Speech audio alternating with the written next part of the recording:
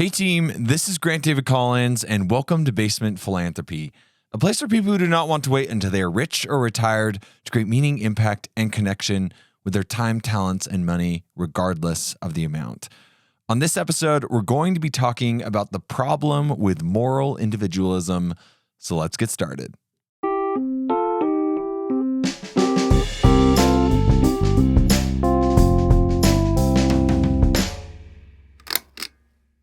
In 1835, the French aristocrat Alexis de Tocqueville traveled to the United States to study, of all things, the American penitentiary system. But while Tocqueville was here, he became fascinated with something else entirely, and that was the experiment of democracy that was happening right before his eyes.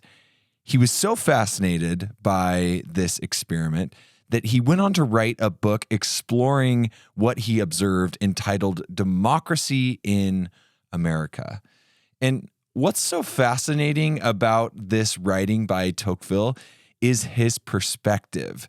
He certainly had his biases, but the difference is that his biases aren't inherently American. You can kind of feel in his writing this genuine third-party intrigue that is sometimes lost by some of the fierce defenders of the system that wrote about it at that same time. Now, in his writing, Tocqueville makes many observations about what he sees as the pros and cons of democracy. But the one I want to focus on today, and the one that applies mostly to giving, is this concept that he dubs individualism. To Tocqueville, individualism is very distinct from selfishness. In his words, in Democracy in America, he writes this: "Selfishness is a passionate and exaggerated love of self, which leads a man to connect everything with himself and to prefer himself to everything in the world. Individualism is a mature and calm feeling, which disposes each member of the community to serve himself from the mass of his fellows and to draw apart with his family and his friends, so that after he has thus formed a little circle of his own, he willingly leaves society at large to itself." Now, Tocqueville doesn't entirely see individualism as good or bad, but instead he is cautioning the people in America to not take it too far. And he views this weakness of unity as a real big challenge of this future state, or the United States of America. And let me pause here for just a second to say that I think that this particular topic is absolutely fascinating, both from an American history and from a giving lens.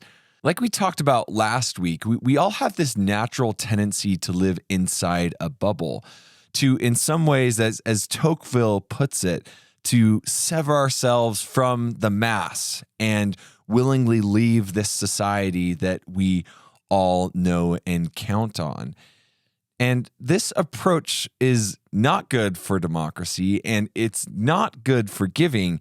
And that's because severing disconnects us from each other.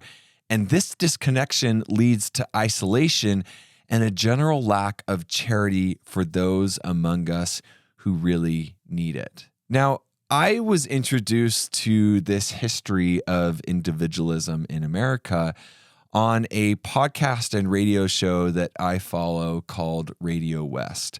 And in this particular episode, the host, Doug Fabrizio, interviews two BYU political science professors, Christopher Karpowitz and Kelly Patterson, about their recent article entitled Moral Individualism in Modern Politics, a New Measure Inspired by Political Theory.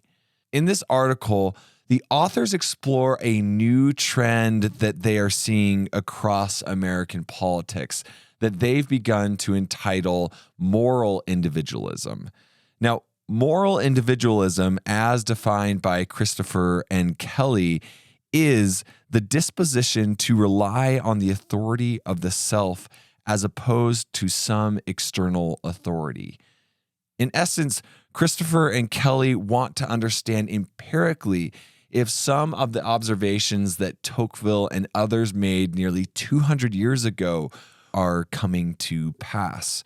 So they devise a fascinating study to do this. In the study, participants first identified an authority figure who they might look at to as an important source of guidance. These authority figures were things like religious groups, organizations, families, science, good friends, teachers, and what the general public thought was right. And after these authority figures were identified, researchers then measured how willing the individual was to push back on the judgments and view of the figures that people had chosen. The more willing someone was to push back, the higher sense of moral individualism that the person had. Now, once this score of moral individualism was determined, participants were then asked a bunch of questions across many topics, both political and not. And the full results are really intriguing. So if you want to dig into those, you can follow the link below to not only the study and the paper that was released, but also the interview that was done on Radio West. But in this podcast, I want to really zero in on what they found when they explored how moral individualism interacts with volunteering, which is one of the things that they looked at in the study. So the participants were asked which of the following volunteer opportunities they had either done in the last year or would find appealing. And those activities were helping children or youth, serving with religious organizations, helping seniors, helping at a hospital or medical facility, working with the homeless, helping to preserve the environment, working for political campaigns or causes, or promoting arts organizations, or being a part of the neighborhood watch. And when asked about their findings in the podcast, Christopher is quoted as saying the following: "Moral individualists were way more likely than people on the other end of the scale to say, we don't want to do any of it. We just want to do our own thing," which is exactly what Tocqueville was talking about. Now, did you hear what I just quoted? It wasn't that people were being stingy and wanted the perfect giving opportunity. No, they didn't want to be a part of any type of community contribution. Nothing. None at all.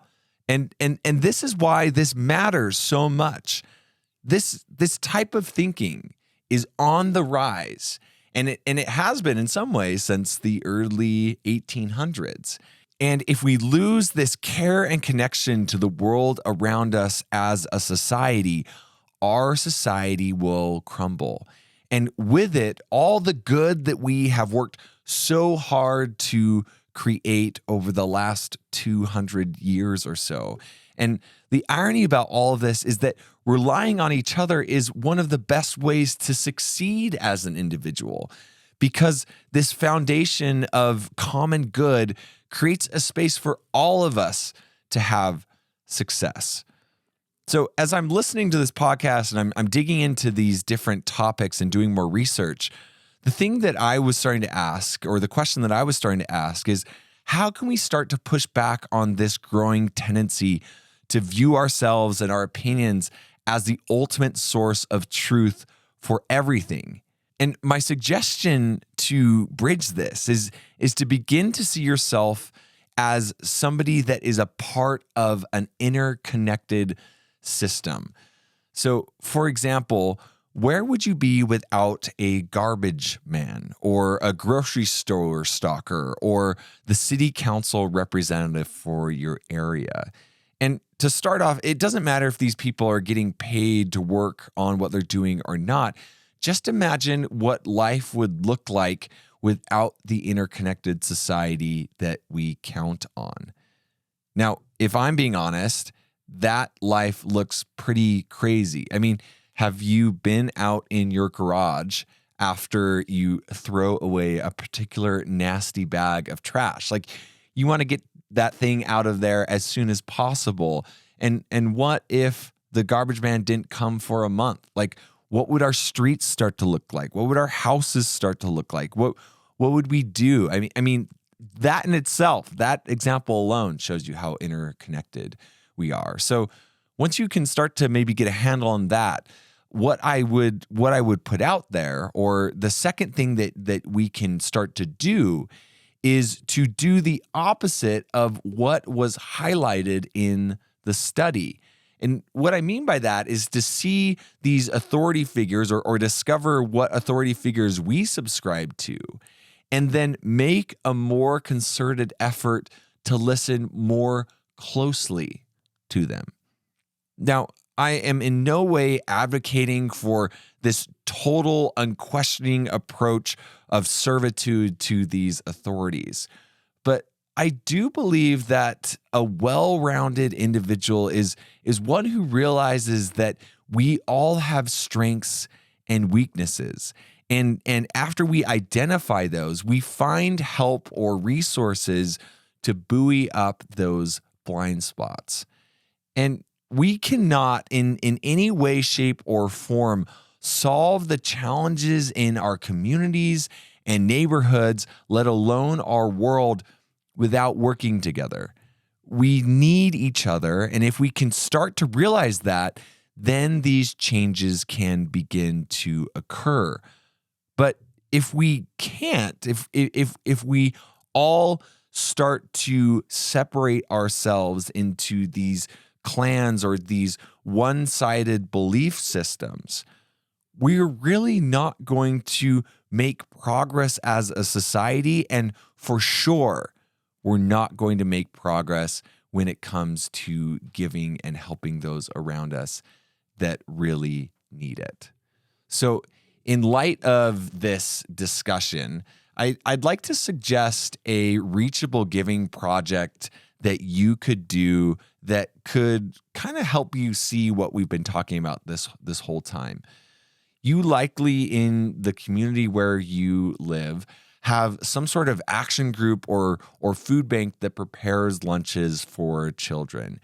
Now, these groups are always looking for help assembling lunches for children, and it's really a great way to see how important you are to people that you have never known or will ever meet in your life. So if you go and show up at these places, you'll start to be able to see that your actions are creating actual food and nutrition for kids that you'll never meet. And if you can start to make that connection between the people that need help and your help, you'll start to understand that you actually rely on similar structures to function. And if we all turn away from things that we don't understand or organizations that help us unite, like we're going to be a pretty sorry people.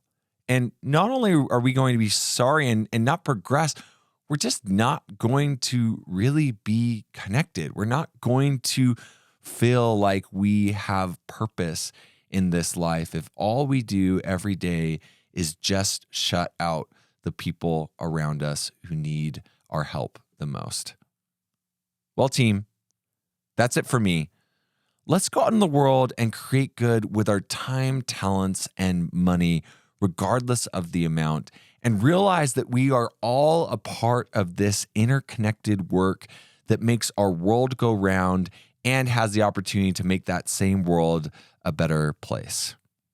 Talk soon.